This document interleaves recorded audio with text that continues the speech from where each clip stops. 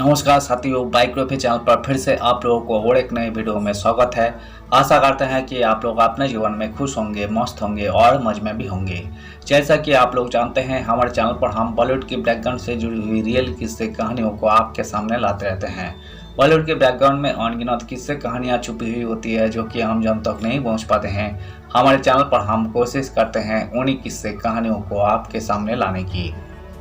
तो चलिए कहानियों पे चलते हैं, शुरू करते हैं बॉलीवुड की बैकग्राउंड से जुड़ी हुई और एक नए किस्से। बॉलीवुड के अनकहे किस्से, सोमेन राज कपूर के शुरुआती संघर्षों। भारतीय सिनेमा के सबसे बड़े सोमेन राज कपूर का यही जन्म शताब्दी वर्षों है। उन्हें देश का सबसे बड़ा सांस्कृतिक दूत भी कहा जा सकता है। उनकी फिल्मों में दिखाई एक खास विचारधारा के संदेशों को सोवियत संघ और यूरोप में भी खूब देखा और सराहा गया।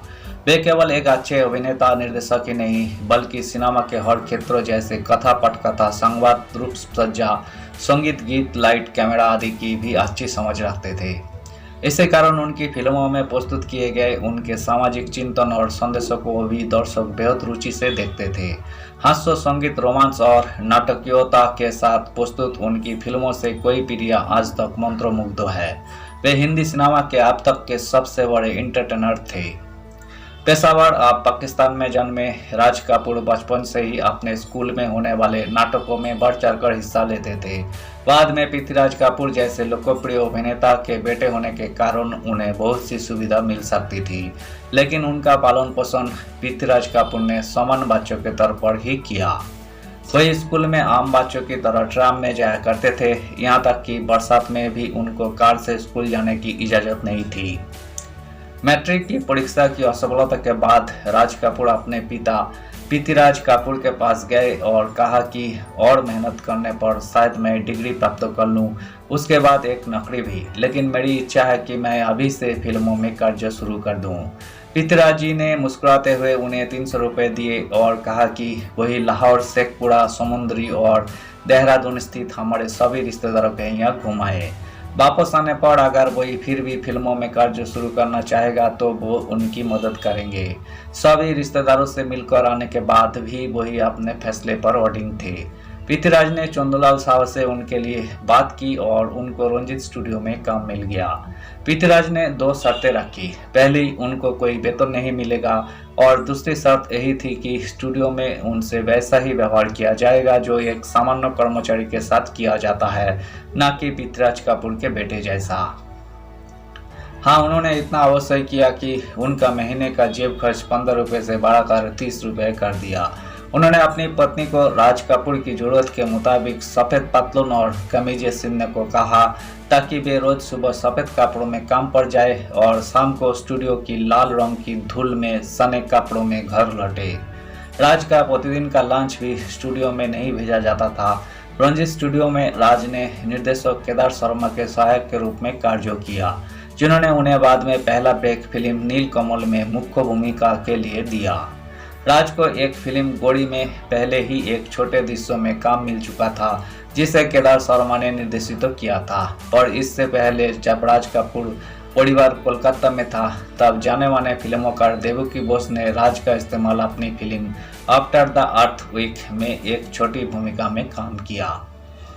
लगभग एक वर्ष रंजीत स्टूडियो में बिताने के बाद राज ने एक विज्ञापन के आधार पर बॉम्बे टॉकीज का रुख किया, जिसमें स्टूडियो को अपने अभिनय और निर्माण विभागों के लिए लोगों की जरूरत थी। यहाँ राज ने एक वेतनभोगी कर्मचारी के रूप में उत्साह के साथ कार्य करना शुरू किया, लेकिन कुछ समय तक कार्य करने के बाद भी उन्हें कोई बड़ा रोल नहीं मिल सका तो निराश होकर उन्होंने पृथ्वी थिएटर में कार्य शुरू करने की स्वीकृति मांगी। पृथ्वीराज ने स्वीकृति दे दी। राज ने सभी विभागों में बतौर एक सामान्य सहायक के रूप में कार्य किया। उनका मासिक वेतन 201 रुपये निर्धारित किया। बॉम्बे टॉकीज द्वारा दिए गए 200 रुपये के वेतन से 1 रुपया अधिक, ताकि वही प्रोत्साहित हो। थिएटर में राज के छोटे भाई शम्मी को राज से पहले अभिनय का ब्रेक मिला। राज को पहला ब्रेक नाटक दीवार में मिला। दीवार के प्रथम प्रदर्शन के दिन उनके अभिनय के साथ साथ उनकी वर्षों से दाबी अनेक प्रतिभाएं बाहर आई। राज ने सभी को आश्चर्यचकित कर दिया। इसके बाद उन्होंने एक बड़ा फैसला लिया, स्वयं ही आग फिल्म बनाने और निर्देशित करने का। हालांकि इस समय उनके पास पर्याप्त तो पैसे नहीं थे, लेकिन उन्होंने इसके लिए कड़ी मेहनत की। अपनी कार गिरवी रखी, यहाँ तक कि अपने पुराने नौकरदारों पास से यूनिट के लिए चाय पानी और खाने के लिए उधार लिया। उनके माता पिता ने भी उन पर तंज कसा था, एक पंजाबी कहावत के जरिए कि थूक से पकड़े नहीं तले जा सकते। किसी तरह आधी फिल्म बनाने के बाद वही अपनी फिल्मों को कनस्तर में रखकर कोई फिल्म वितरकों के पास बेचने के लिए गए, जिससे पैसे मिल जाए, लेकिन कोई तैयार नहीं हुआ। अंत में एक वितरक ने बिना रिसर्च देखे उनसे कहा कि मैं पिक्चर को सहारा नहीं देता, मैं आदमी को सहारा देता हूँ। उसने चांदी का एक सिक्का उनकी हथेली पर रख दिया। इस तरह से सौदा पक्का हो गया और फिल्मों का काम फिर शुरू हो गया। 1948 में रिलीज हुई उनकी यही फिल्म उस समय औसत सफल रही। इसे उन्होंने अपने पिता के साथ हुए अनुभवों को लेकर बनाया था, जिसमें युवा वर्ग की दबी हुई लालसा और आकांक्षा को पर्दे पर दिखाया गया था। शशि कपूर ने इस फिल्मों में एक बाल कलाकार के रूप में कार्य किया था।